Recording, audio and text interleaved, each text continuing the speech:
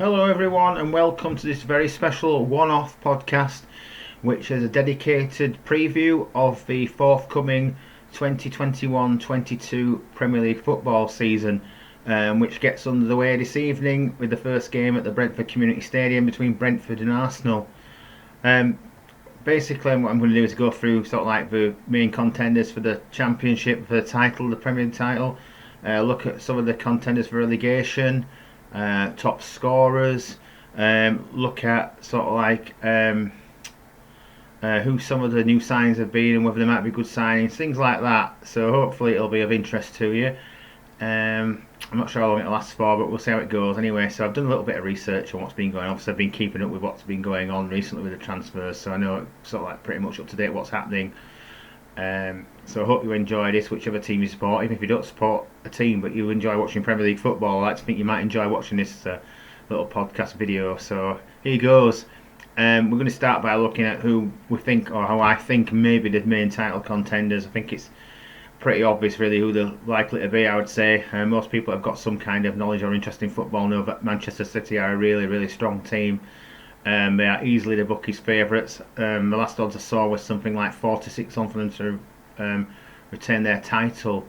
The other main contenders I think probably will be Chelsea, Liverpool and Manchester United. Not sure what order, but at the moment the biggest value is probably in backing Chelsea. You can get them at 5-1 to win the league. You could last night William Hill, and if you wanted to lay it off at any exchange, people who don't understand betting might not get this.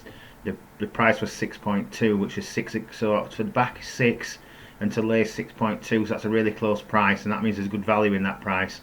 And that's probably, it's been that way for a couple of weeks actually, the price for Chelsea.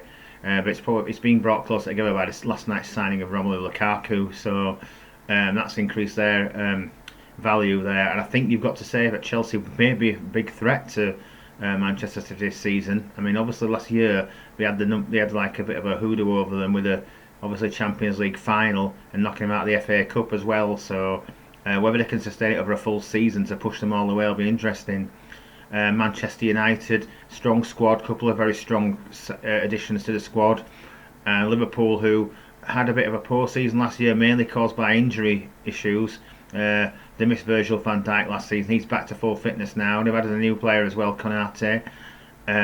And they've obviously got the forward line they've had for quite a while now, who have proven at this level. So I'm sure Liverpool are back to somewhere near the best. So they're the teams I think will be challenging for the titles. You always get a surprise, I suppose, every season, but I'm not sure this season we'll be looking anywhere outside of the top 4 teams that I've mentioned already. Leicester will be in amongst it, no doubt. Again, they've got a good team. They've signed some more good players. They're always going to be good value under Brendan Rodgers. He's a good manager. He gets the best out of players. He seems to pick good signings from other leagues. I'll come on to that in a little while. So Leicester are probably going to be in and around the top 5 or 6, I would have thought as well. You're always going to be talking about Tottenham and Arsenal, you would have thought. I'd like to think that Aston Villa will finish in the top half this season. Leeds are another team who I'd like to think will probably be in the top 10 this season as well. So they're the ones that you're looking at maybe for the European places. Everton, West Ham. Will West Ham be as good this season? They haven't got Lingard now. Lingard did a lot of the work in improving their performances and results towards the back end of last season. So it'll be interesting to see if they can perform as well as they did last year. It's difficult to know what to expect from Everton. Rafa Benitez, the new manager, he's not the signings he's brought in. I don't impress me personally. We'll come on to that later, but he knows how to get the best out of players and play. He feels obviously that the group of players that he inherited are good enough to get Everton to a decent position in the league, and he's a good man manager from what I'm aware. So Everton, I don't know how they'll do, but they could be up there, or they could be it could be anywhere from like 6 to 16 for Everton. Let's be honest with you. So, but then again, they're not the only team like that. Teams that for relegation, well, you've got to look at, I think personally, you've got to look at all the teams that promoted from last year: Brentford, Norwich, Watford. They're going to be in with a shout of going straight back down. It seems to be quite a common thing in the last few seasons that happened, but the thing to bear in mind this season is that's different from last year, is it will be full capacity crowds in the ground. So whether that'll encourage some of those lesser teams to perform better at home against the bigger teams and pull off some surprise results like they always used to in the past, we'll see if that kicks in or not. Southampton worry me as well. they've got a good manager. Ralph Hasenhüttl's a great manager, but his players just seem to be deserting him at the moment. It's like a sinking ship. And he's got Ward Prowse. He's going to have to build a team around him really. They've got some other young upcoming players. Shea Adams has improved nicely, but they do worry me a bit. And I think they could be in for a long season. They could be down fighting with relegation. Then we've got the rest of the teams I haven't mentioned so far. I think there's about 5 of them. We're looking at teams like Burnley, Crystal Palace, Brighton, Newcastle, and the other team I haven't mentioned so far, Wolves. Now, Wolves will be interesting under their new manager. And obviously, whether there's a change in the way they play or the ideology now that Nuno's moved on to Tottenham. It'll be interesting to see how they get on, but it's difficult to know what to expect from Wolves. Yeah, so God knows what happens with Wolves, to be honest with you. Anything could happen with them. But hopefully it'll be a good season and we'll get some great football and we'll have plenty to talk about week by week. Looking at the top scorers or likely top scorers in the league, well, like I say, Chelsea purchased Romelu Lukaku yesterday evening for just short of £100 million, going back to where he started at Chelsea when he was a 17-year-old. I saw his press release that he made to say he was going back to the club that he supported, which I didn't realise he was a Chelsea fan. So, and he's a much improved player than when he was playing last time in England. Even when he was at Man United, he was in and out of the team. He scored goals, but his all-round play wasn't that great. But judged by his performance for Inter Milan, and also when he played for Belgium, the way he held the ball up and his strength, he's always been a strong lad, but he's got strength, he's got stronger, and his all-round play's improved massively, and he could have a big impact on Chelsea. And I think that's one of the reasons why they may be able and capable, provided he doesn't get injured, to be pushing City for the title. So yeah, Lukaku is going to be up there. Obviously Harry Kane, whichever team he plays for, is he going to still be at Tottenham? Is he going to be joining Manchester City? I think this one's going to go down to deadline day. It'll be interesting to see if he's involved in the squad this weekend. Nuno suggested he might be, but I don't know if that's a bluff or some kind of smoke screen. Even if he plays on Sunday, it doesn't mean he won't go to Manchester City before the window closes anyway, so it doesn't change anything in that respect, I don't think. City desperately need a striker. I mean, obviously, I was watching a discussion this morning saying that they could play with a false 9. They could even use Grealish in that position. Now he's joining him, or De Bruyne. Jesus, he's alright, but I don't think he's really up to their job. They've still got Sterling, who can score plenty of goals for them. They've got some great players. Defensively, they've got like Diaz and Stones has been really good. They've got Zinchenko coming through. Foden's injured at the moment. He's out for the first 3 or 4 weeks of the season. He's still got Gundogan. Fernandinho's there for one more season, so they've got a great team there. But yeah, that's enough about City for now. Back to the top scorers. Obviously, looking at people, we've mentioned Lukaku, Kane, Salah. Salah has had a reasonably quiet summer. He's had time to take a break from football, perhaps. He may be refreshed. He's got a first game against Norwich away tomorrow evening. He'll be looking for a hat-trick in that, probably. Liverpool will be looking to get off to a great start and assert their authority on the title race from the beginning, I would think, after what happened last year. And they've still got a few players out as well, so to come out like Thiago and Henderson, who aren't really playing yet. They've had a few minutes in the pre-season games, but they haven't played fully. Robertson's injured at the moment. That's only going to be for a couple of games, I believe, so at most. So that's not too much of a blow. They've got Trent Alexander-Arnold back as well. So other top scorers to look at, obviously Bruno Fernandes, Manchester United, creates lots of chances, scores lots of goals and penalties, especially. Shall we not go down the route of Manchester United always get a penalty at Old Trafford? We get them anywhere, not at Old Trafford. Sorry, people from Man United. We've got Danny Ings and Michail Antonio. Actually, they're both players who could score lots of goals if they stay fit, and that's the big issue for both of those two players. That's what worries me about Villa having Danny Ings, great player, scores goals, hopefully stays fit. They've got Watkins as well, but he's doubtful for the first game, I believe. So, but he can score quite a few goals. We've got Bamford at Leeds, who did better last season. I thought he would actually. He's not. He's better than I thought he was going to be. And so let's see if he can have another good season. Jamie Vardy at Leicester, he'll always score goals for you. He might be getting on a bit now, but he's still got his pace, so he's still capable of scoring lots of goals. I would also mention Iheanacho, but there's rumours this morning that he might be leaving and going to Roma if Roma cannot get the transfer for Tammy Abraham over the line. So, yeah, we don't know what's going to happen there, but Iheanacho will score goals if he plays. I'm pretty sure he will, although I don't think he's as good as Vardy. But that's just my personal opinion, of course. Maybe I'm a little bit biased, having been, he played for Halifax. So, Yeah, other players that I haven't mentioned so far: Mane and Jota at Liverpool, and Son at Tottenham. Especially if Kane does leave, he'll become the main man, I would have thought, unless they've got something else up the sleeve. And it sounds like Lautaro Martinez from Inter Milan deal's not going to go through, so he would have been there looking to score lots of goals in the Premier League if he comes. But I don't think he's going to come from what I've been hearing the last day or so. So I think I've mentioned all the players I want to mention in the argument for the top scorer, golden boot, whatever you want to call it. So um, let's look at the signings now. Some of the signings that have been made this summer, the high-profile ones have been Jack Grealish going to Manchester City. He's been more or less their only signing this summer. £100 million.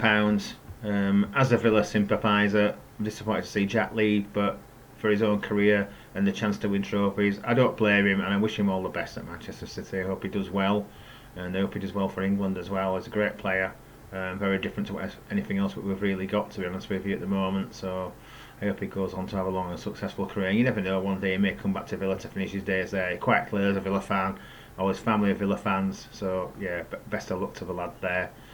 Manchester United, Jadon Sancho, big signing for them, and we're still waiting for confirmation, but it looks like Rafa Varane's coming through from Real Madrid. I think we're just waiting for the personal terms now to be agreed. I'm not sure if he's had his medical or not, but it's pretty much nailed on, but he's going to be going to Old Trafford. So yeah, that's going to be a really good signing for them. Provide competition at the back for them. One of the areas they need to strengthen. They've obviously got Maguire. They've got Wan-Bissaka. Luke Shaw performed really well for England in the World Cup, in the Euro, sorry. He'll provide competition at the back. So maybe they need one more now. Maybe one more centre half. I don't know, but only they know that. We've also had big signings for other teams as well. We've mentioned Lukaku at Chelsea. That's a big signing for them, and I'm sure he'll score lots of goals for them this season. Again, hopefully he'll keep fit. Manchester City, it depends on whether they get Kane. They've obviously got Grealish. Villa, well, they've signed Emi Buendia from Norwich. He could be a good signing for them. Obviously, not similar to Grealish, but he fits in the role there in the midfield. Got Danny Ings, who's a proven goal scorer at Premier League level, but like I said, I mentioned already, his fitness issues, they could be a problem. Ashley Young will provide extra experience at the back or as a wing back. He had a good season winning the title over in Italy with Inter Milan, I believe. So he's come back and he'll do a steady job, I'm sure he will. And then obviously Leon Bailey, the winger that Villa have signed from Bayer Leverkusen, highly rated player.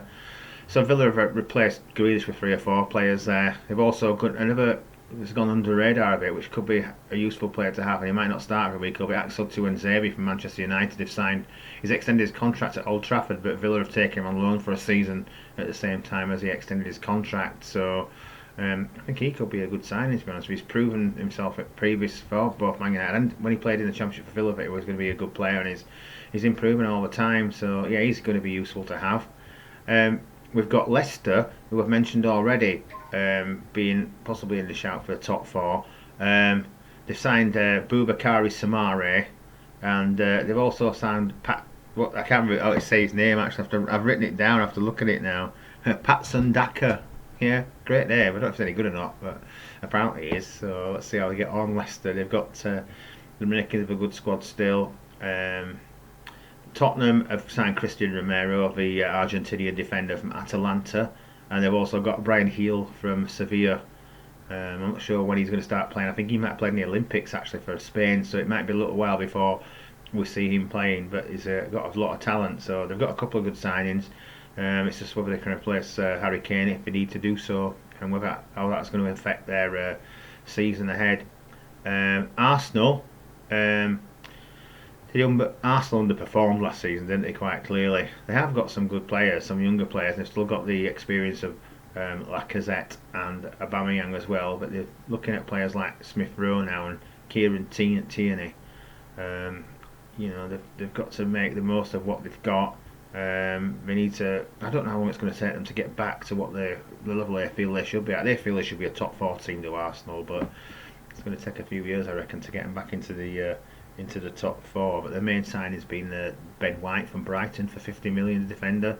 Obviously he was in the England squad. He called up at the last minute after the injury to Trent Alexander-Arnold.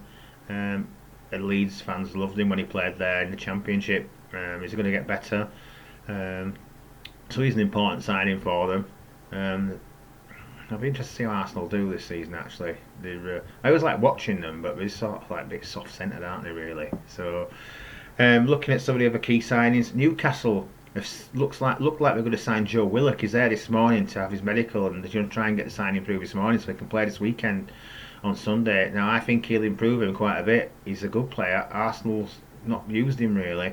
Maybe the problem with Arsenal is they've got too many players of a certain type, so Joe's not been given a real chance at Arsenal, and I think he could come back and prove to be a bit of a thorn in the side at some point in the future, and the one they got away. So he performed well for Newcastle when he was on loan last season, and I think the Geordie fans will be really pleased that they're going to sign him. So I think that'll help them. Probably keep them up if anything. Maybe move them nearer to a top of the table rather than the bottom. But we'll see. It'll all come out in time, won't it? What else have we got? We've got Leeds. Have got the goalkeeper Christopher Claassen, and they've also got Junior Firpo, who signed from Barcelona, and they've got big hopes for him. I think Leeds fans will be quite pleased that they've got Claassen as a goalkeeper. They managed to ship out Casilla, the reserve goalkeeper, who was costing them a fortune and kept making mistakes. Basically, he's ironically got 2 Champions League winners' medals, but he's never played a minute in the final. So there you go. It just shows if you're at the right place at the right time, you can be successful. So bear that in mind. Although it probably won't last forever, but make the most of it while you can. Looking at some of the other teams that I think might be near the bottom, Brentford have signed Christopher Ayer from Celtic. He's going to be one of their main men. Watford have brought in Josh King, who's been released by Everton, and they've also brought in Danny Rose, who could be a useful addition, but he's not played much for a while, so maybe he'd be a little bit rusty to start with, but he has got some good qualities, so he could be a good signing for them.